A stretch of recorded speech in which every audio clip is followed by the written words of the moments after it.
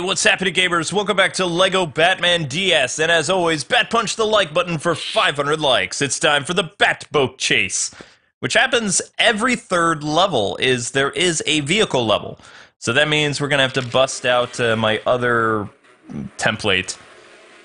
In Gotham City, Batman and Robin are on the search for the Penguin, who is kind of missing. Look over there, Batman. What is it, Robin? It's something. Wah, wah, wah. I hope those dynamic dum-dums don't see me. Quick, boss, over here, inside the submarine.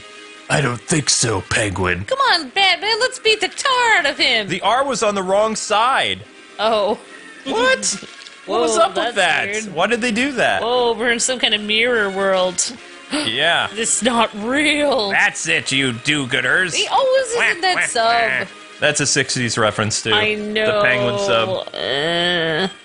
What is up with him being in the sub? Birds don't even swim. So... Oh, penguins do... Oh. Oh my gosh. You know what? I'm just gonna facepalm right now. Alright, I'm watching you do this. This is fun. Okay, so the Batboat, every third level, which actually these levels only take about 4 minutes, so we will be doing episode 4 of chapter 2 in this as well, which I think is Killercroc. Just like what we did with Ivy, where we mix the Batmobile level with Ivy's botanical garden.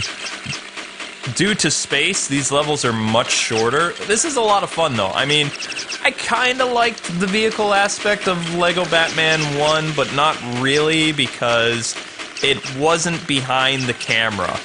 It was a weird...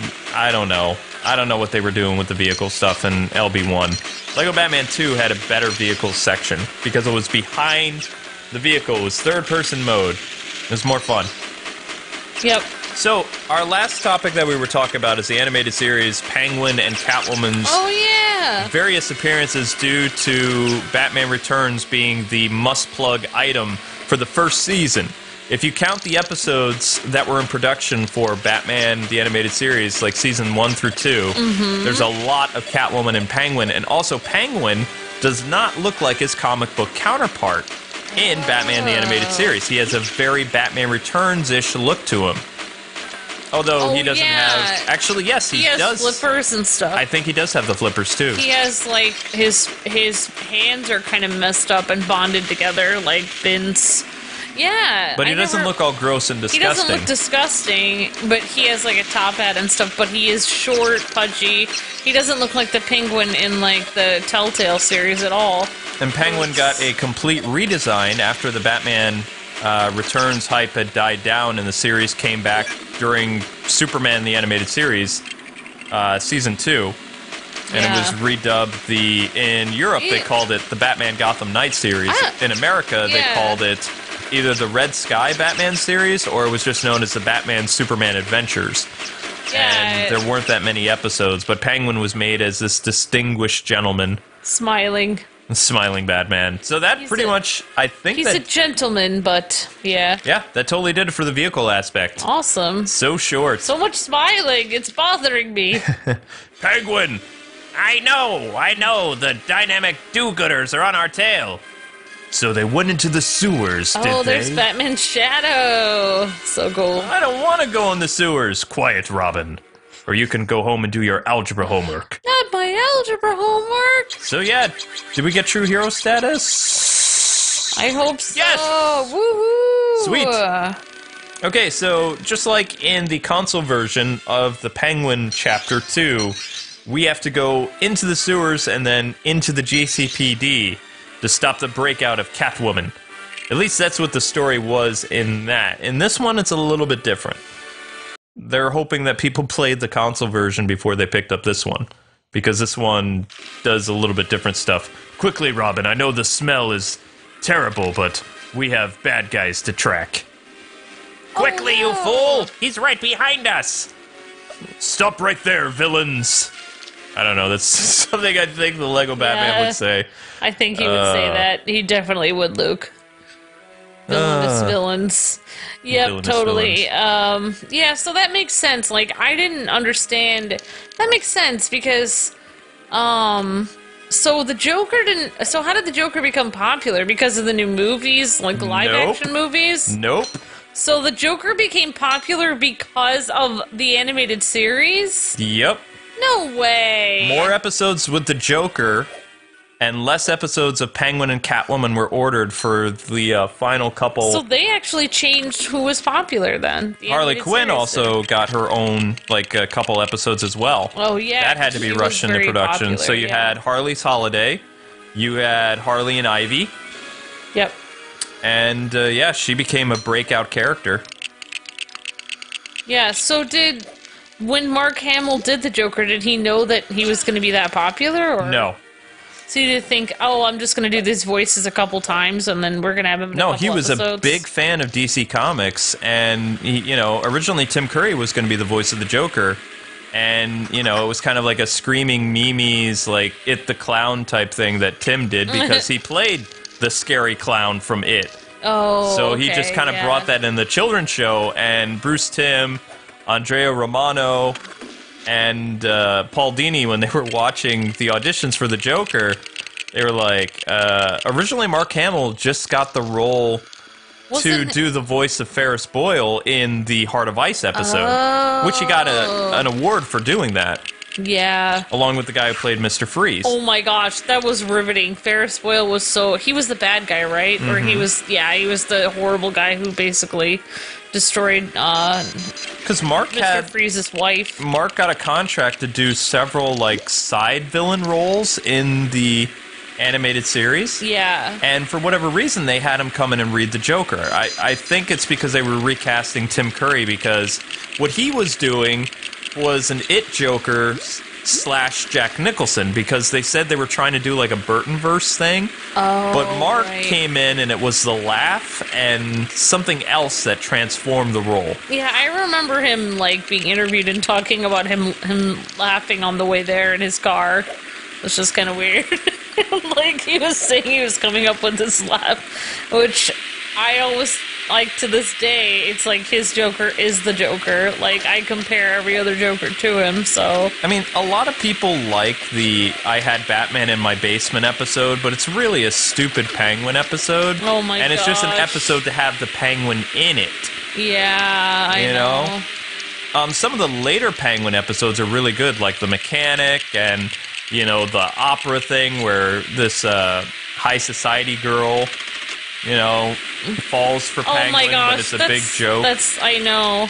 That reminded me of like the Hunchback of Notre Dame or something, like, or Dom or whatever they say it. Like because it's like he's a short, like stubby guy who has no chance, and this girl, like he loves this girl, but he has no chance. It's like he can't live in her world. It's like a. Like he's like the guy version of the Little Mermaid or something, like he can't live in her world. It's just interesting. The only recurring role that worked in the animated series for a Batman Returns villain was Catwoman. And Catwoman, based on the 1980s, she was kind of like an anti-hero. She would help Batman out in certain things, and in the animated series, they showcase this where she tried to stop Roland Daggett from hurting strays. Yeah. And, they changed her just enough to make her... She could be a good guy if she wanted, but she still had that thief mentality. I really liked how they did her in the animated series because I could relate to her a lot. Like, I mean, I could understand where she was coming from. Usually I think, okay, I don't relate to this person at all, and this person is just like a bad girl because she's just stealing for no reason. I have no idea why. But in the animated series, it was like she was stealing to help like her cats, and she also didn't relate to the rest of society. She didn't get along with high society folk. And like anyone could relate to that, like because high society people are mean. So like, I mean, it totally worked. Like however they did it in the animated series, like she was like really relatable. I really liked it. Killercroc was brought in because of his popularity at the time in the 90s. Yeah. But they changed how he looked for the animated series. Killercroc is usually kind of like green. Yeah. And that's why in the New Adventures or the Red Sky series, he was changed to look kind of green. Oh, right. But before in the animated series, he was grayish, I think. Yeah, but for the most part, they didn't really use... Whoops. We're not going to get true hero status this time.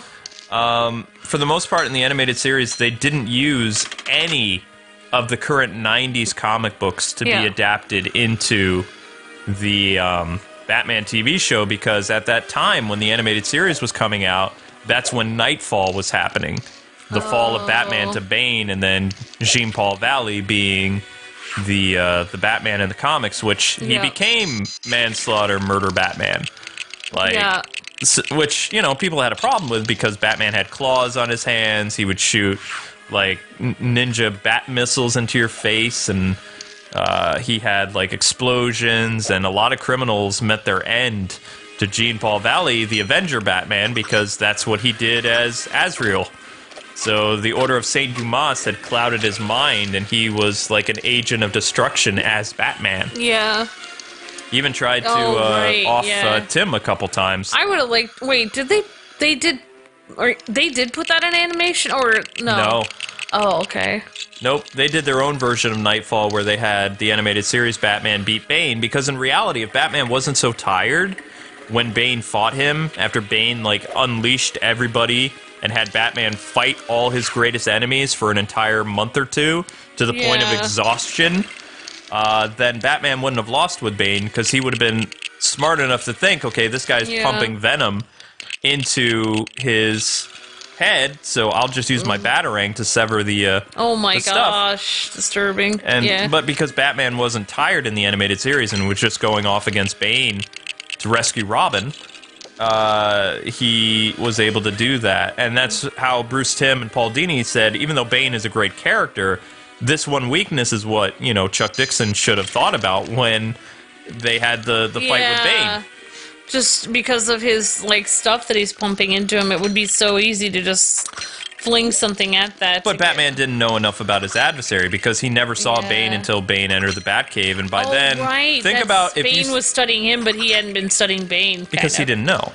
Yeah. He didn't have time to know, because he had to go after Scarecrow, the Riddler. Oh, right, because if you're concentrating on something else. Yeah, exactly. Every Arkham inmate was let out, and we're talking like 50, 60, 70, 80, 90 criminals, even lesser-known criminals, that Batman, Robin, Nightwing, and I don't even know, there wasn't a Batgirl then, so it was just like, you know, those three people and some other DC heroes helping out to get these people out. And also Batman was a little saddened with how the world was, because Superman had just died too. So he was exhausted from that. Yeah, oh my gosh. Wow. That's crazy. Well, I mean, if you think about it, when you play, like, Smash Brothers or something, the best thing that I always do when I can't fight anyone is float as Kirby above everybody else until they all kill each other. And then I can come down and people are like, what, you're full health? And I just take them down. So I guess I do the Bane method when I do that, because it's like the best way you can actually get somebody down if you can't beat them is make them fight other people until they're exhausted, and then you're fresh, they're exhausted, and then you beat them. If you think about it, like, that's basically what Bane did. Because he wasn't really having to fight anyone that whole I'm sorry, time. did you just say fresh? Like, you're freshly, like, you're not fresh, but, like, you're not, you're rested or whatever. I don't know what to say. I meant, like... You're using, like, new slang that's, like, hip for kids these days. You just what? You said fresh. You said that's fresh.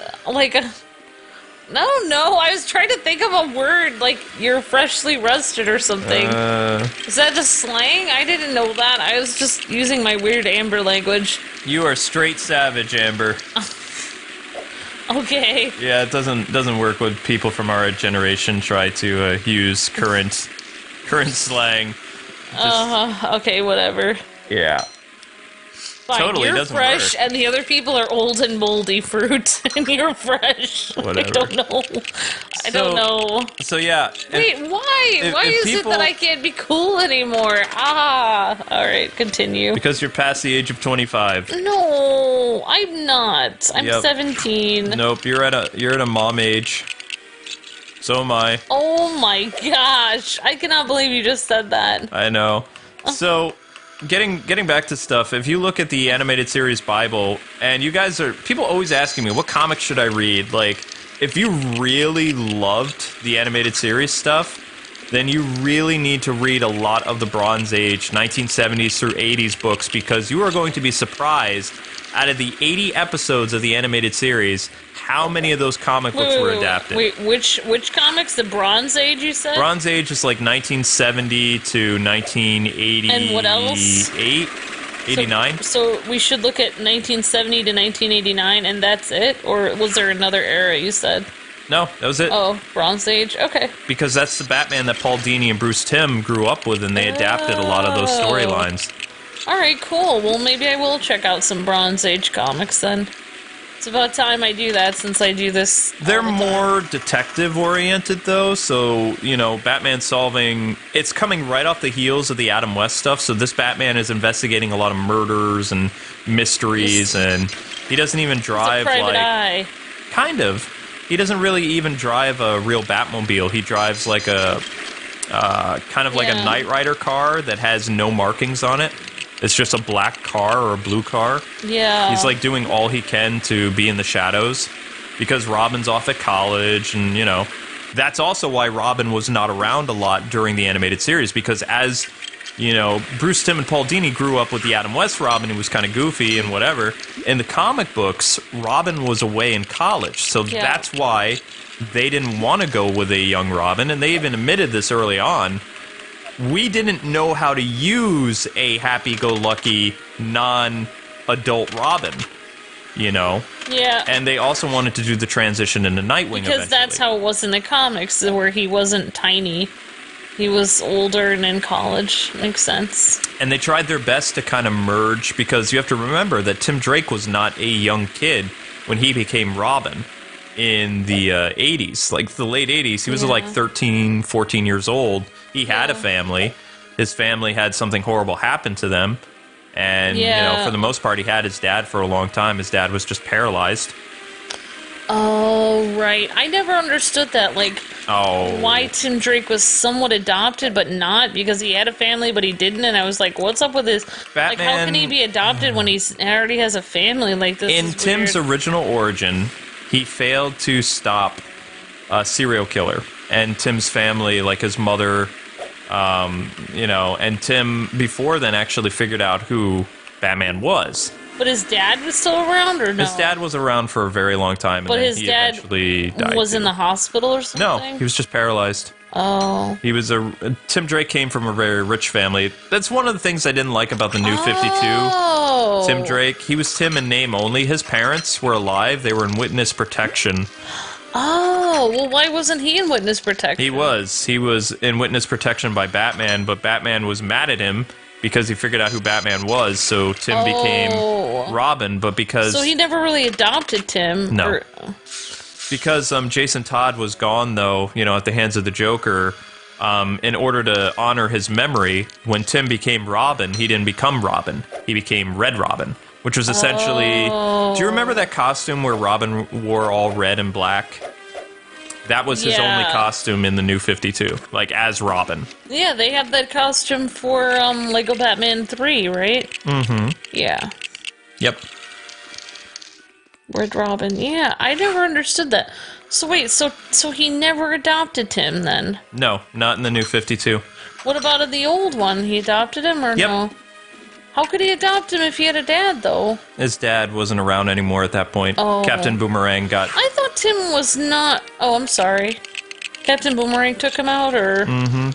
And, okay, so I thought Tim didn't have any money, like... No, Tim was a rich kid. Then why was he out at the docks at night in the animated series? Because they used Jason Todd's origin. So they made Tim like Jason Todd? He was Jason Todd and Tim, yep. So they made him, like, not wealthy. Mm-hmm. In the animated series. Right. So they changed him completely. So basically, Tim Drake, they even admitted this. They said that their version of Tim Drake in the animated series is Jason Todd, but because Jason wasn't around anymore, they wanted to use a current Robin, but they didn't like Tim's origin. So they gave, because they do remember, there was a Robin that they read in the 80s. It was Jason Todd. Oh. Yeah. So they got some stuff kind of messed up. They did it on purpose. Or they knew it wasn't, they just felt like doing it anyway, even though it wasn't exactly. Nobody had any idea that, you know, several years later, or almost like 10 years later, that Jason Todd would be back as the Red Hood. Oh, nobody knew. Right. I mean, that was like a huge thing in comic books, you know? Yeah. Wow, that's interesting. So I didn't know that about Tim at all. Mm-hmm. Wow. If you really think about it, though, I mean, you know, his... Well, they kind of borrowed some other elements. The Two-Face Robin thing was actually originally a Dick Grayson Two-Face, like, thing, animosity that they had toward one another. Like, Batman, or Two-Face really hated the original Robin, to the point where he almost killed him in front of Two-Face. Or Batman. He hated Dick Grayson? Well, he didn't know it was Dick, but he didn't like this colorful sidekick that Batman had. Oh, weird. And, you know, eventually when Batman got another Robin, Joker was just kind of like, you know, I never got to off the other Robin, so you'll do. And that's why, you know. But Two-Face knows that Nightwing is the original Robin. He doesn't know that it's Dick Grayson, per se. Yeah, he knows that Nightwing is the same person somehow. Yeah.